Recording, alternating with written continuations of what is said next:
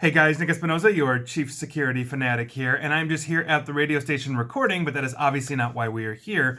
Today I'm asking the question, how do we balance ensuring accurate content and potential censorship?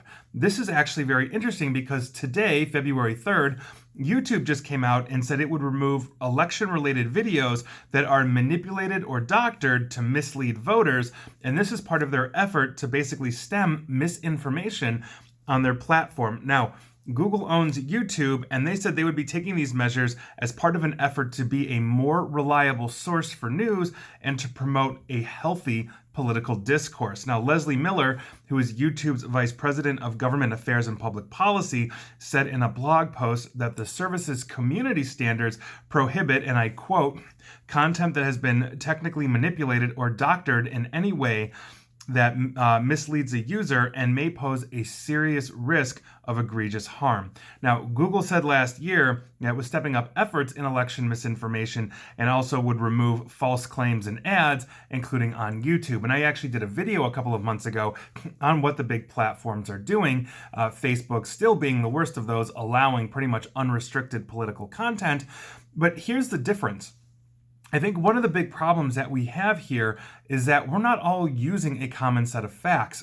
We have basically, I think, two different media machines here, and I'm not getting political here, but it seems like they are cranking out not just different spin on a common set of facts, but two common sets of facts. Now, by virtue of this, how is YouTube, aka Google, validating that what they are putting out is or what a user is putting out is misleading or not? Now, I understand that a good chunk of this is to actually combat deepfake technology, where you can have a president or a candidate basically say something that he or she wouldn't say because you can manipulate it in that way. Most famously, comedian and director Jordan Peele did that to former President Barack Obama. We saw Bill Hader look like a very thin Arnold Schwarzenegger as he was doing impressions on a late night show, and somebody had run a deep fake of that. But here we go. And part of the problem that we have is that most of this stuff, especially with YouTube and other social media platforms, tends to be retroactive, meaning that it is taken down when it's caught. Imagine basically being in a political spin zone where you are cranking out a video that is demonstrably false. It is taking 24 hours or more for YouTube to find that video and remove it from their platform, and then you have the ability to scream censorship. Now, I know there's going to be legitimate cases of censorship. I'm sure there will be illegitimate cases of that as well, but how do we balance that? You look at competitors to YouTube right now that don't believe in any kind of censorship, and they feel a lot more Wild West.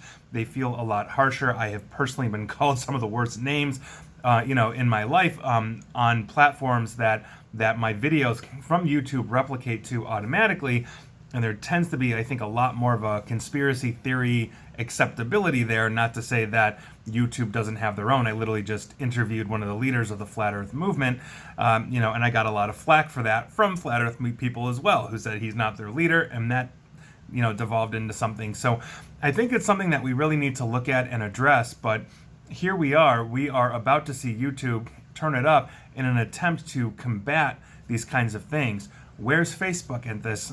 We're not sure. Twitter has basically said we are not going to run any kind of political ads whatsoever. I don't know about personal misinformation. If I were to post a video, for example, let's say making a candidate do something he or she didn't, what would Twitter's response to that be? LinkedIn has also said that there is no political advertising whatsoever on their platform. So Facebook and Google tend to be the outliers here, and Google seems to have a lot more of a stringent methodology than Facebook. But as we come into this election, we have to watch these things closely. And the last couple of weeks of the election, I think, are going to be just a hotbed for rampant insanity when it comes to deep fakes and stuff like this, because it'll be very late to correct the record. Very similarly, at the end of the 2016 election, it was very difficult for one of the candidates when the FBI came out and said, oh, well, we're reopening an investigation. And so these are the things that we're looking for, and maybe the investigation that they opened in 2016 was legitimate. I'm not calling that a deep fake situation, but it's one of those things that it's very hard to plan for, which is my point, and I am not getting into a debate on that, so please don't bother to comment on that specific 2016 thing. So there we are, rather, I guess, and that is your news of the day, and I'd be curious to hear your thoughts on this.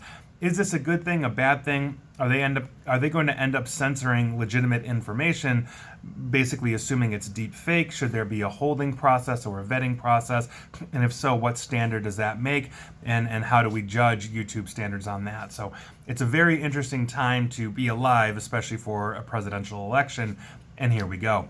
And please like, share, follow me here on Facebook and Twitter at NickAESP. And please feel free to subscribe to me at YouTube as well, where hopefully we won't be censored. And as always, stay safe and stay online. Thanks, guys.